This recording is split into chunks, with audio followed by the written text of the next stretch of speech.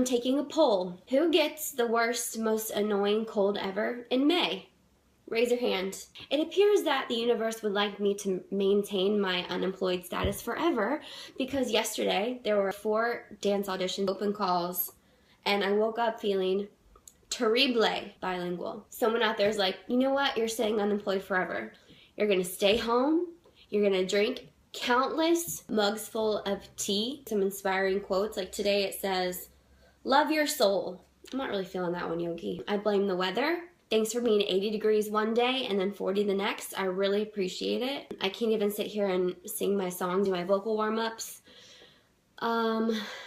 This is the opposite of a happy camper. Opposite. By the way, who likes my gigantic ponytail?